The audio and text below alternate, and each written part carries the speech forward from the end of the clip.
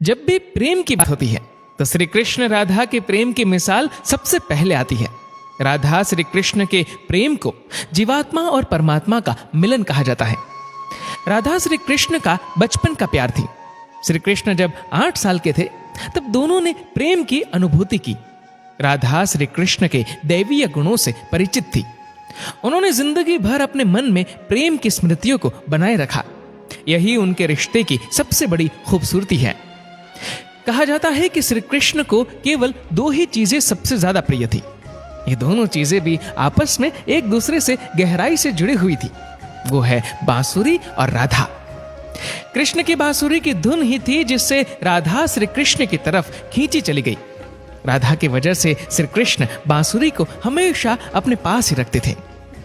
भले ही श्री कृष्ण और राधा का मिलन नहीं हो सका, लेकिन उनकी बांसुरी उन्हें हमेशा एक सूत्र में बांधे रही। श्री कृष्ण के जितने भी चित्रण मिलते हैं उनमें बांसुरी जरूर रहती है। बांसुरी श्री कृष्ण के राधा के प्रति प्रेम का प्रतीक है। वैसे तो राधा से जुड़े कई अलग अलग विवरण मौजूद है, लेकिन एक प्रचलित कहानी नीचे दी गई है। भगवान श्री कृष्ण से राधा पहली बार तब अलग हुई जब मामा कंस ने बलराम और कृष्ण को आमंत्रित किया। वृंदावन के लोग ये खबर सुनकर दुखी हो गए। मथुरा जाने से पहले श्री कृष्ण राधा से मिले थे। राधा कृष्ण के मन में चल रही हर गतिविधि को जानती थी। राधा को अलविदा कह कृष्ण उनसे दूर चले गए। कृष्ण राधा से ये वादा करके गए थे कि वो वापस आएंगे, लेकिन कृष्ण राधा के पास वापस नहीं आए। उनकी शादी भी रुक्मणी से हुई। रुक्मणी ने भी श्री कृष्ण को पाने के लिए बहुत जतन किए थे। श्री कृष्ण से विवाह के लिए वह अपने भाई रुक्मी के खिलाफ चली गई। राधा की तरह वह भी श्री कृष्ण से प्यार करती थी।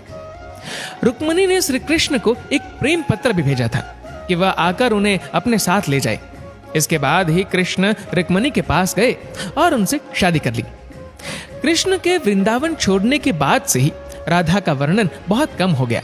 राधा और कृष्ण जब आखिरी बार मिले थे तो राधा ने कृष्ण से कहा था कि भले ही वो उनसे दूर जा रहे हैं, लेकिन मन से कृष्ण हमेशा उनके साथ ही रहेंगे। इसके बाद कृष्ण मथुरा गए और कंस और बाकी राक्षसों को मारने का अपना काम पूरा किया। इसके बाद प्रजा की रक्षा के लिए कृष्ण द्वारिका चले गए और द्वारिकाधीश के नाम से लोकप्रिय हुए। जब कृष्ण वृंदावन से निकल गए थे तब राधा की जिंदगी ने अलग ही मोड़ ले लिया था। राधा की शादी एक यादव से हो गई।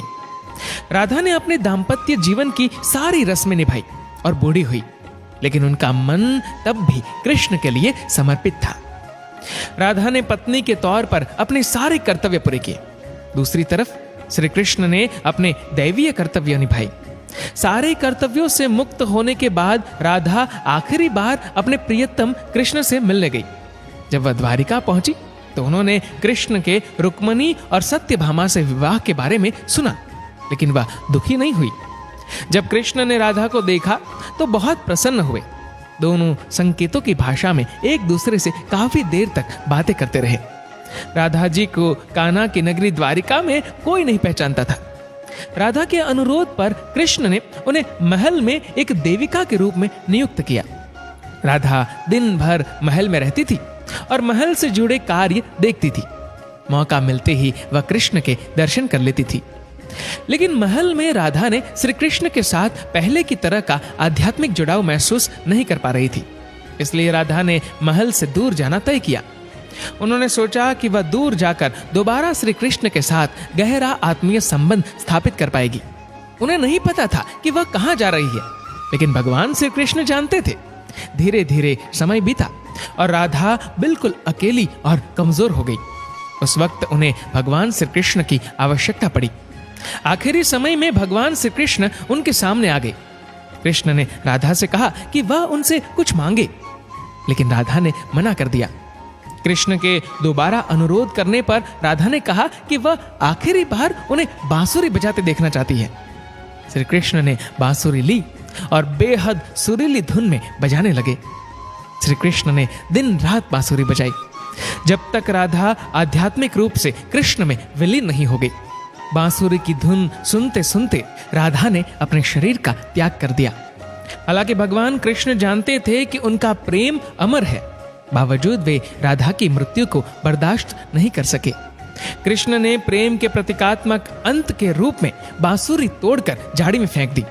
उसके बाद से श्री कृष्ण ने जीवन भर बांसुरी या कोई अन्य वादक यंत्र नहीं बजाया। कहा जाता है कि जब द्वापर युग में नारायण ने श्री कृष्ण का जन्म लिया था, तब मां लक्ष्मी ने राधा रानी के रूप में जन्म लिया था, ताकि मृत्यु लोक में भी वे उनके साथ ही रहे। दोस्तों, इस कहानी को लेकर आपकी क्या राय है, नीचे कमेंट करके जरूर बताएगा। और अगर आपको वीडियो अच्छा लगा हो तो वीडियो को लाइक करेगा, शेयर करेगा ज्यादा से ज्यादा लोगों तक। और ऐसी ही और भी स्पिरिचुअल कहानियों को सुनने के लिए हमारे इस फेसबुक पेज को आज ही फॉलो करें। धन्यवाद।